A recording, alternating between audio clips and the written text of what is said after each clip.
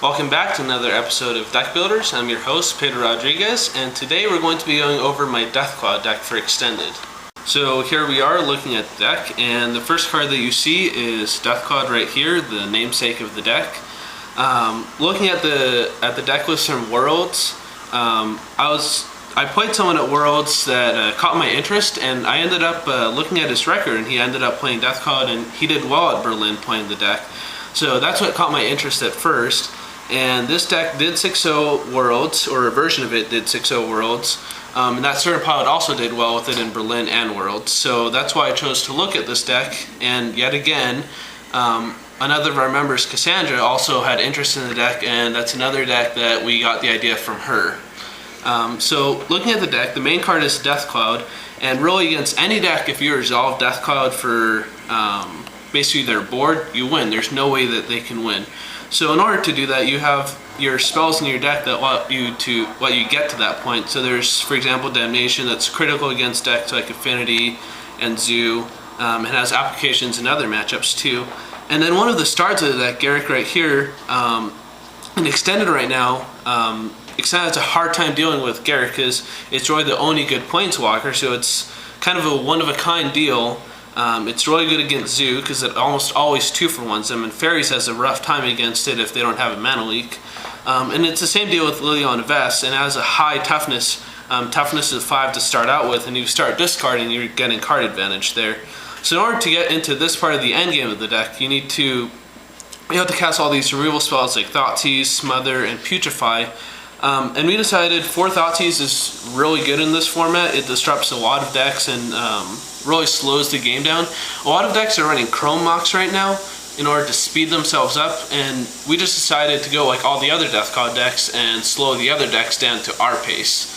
And with that, we had Smother. It's one of the best removal spells in the format, and Putrefy is also really good in this format right now because you can nail an Umazala's Jete, a Vidalcan Shackles, and any creature.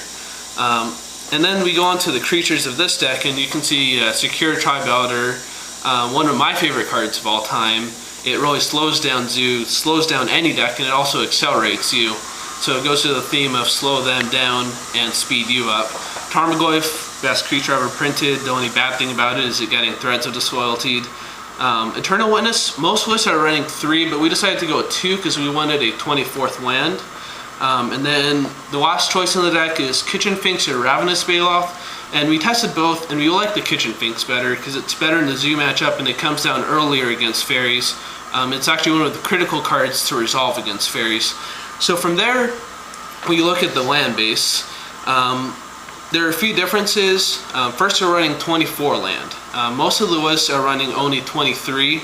And when we took out an Eternal Witness, we wanted another land, but we didn't want it to be a dead draw. So we decided to add a mutavault because it's still a mana land, and we weren't having problems with colored sources regardless. Another change that we made was add an urborg.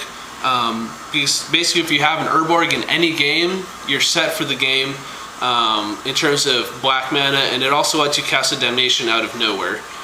You also have another mana land in Treetop Village, and it's also ridiculously good in this format.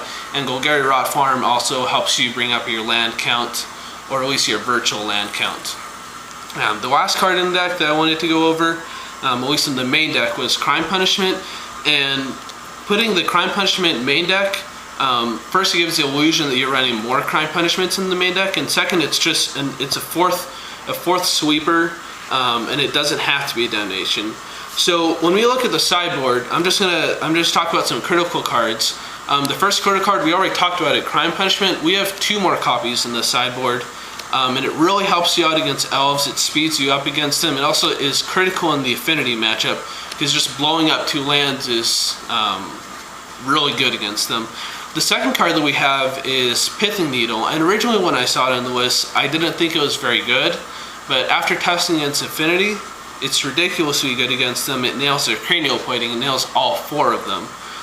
In addition, it's good in the Fairies matchup because they have a lot of activated abilities. Umazala's Jete, Arcane, Riptide Laboratory, and all these things, and Pithing Needle really takes care of that. Also against Fairies, we have Choke, and this doesn't allow their islands to untap, and as you can imagine, it's basically Boil but better. because if they play any more islands that game, then they can't untap. And it's also in green, it's not in red, so you don't have to splash.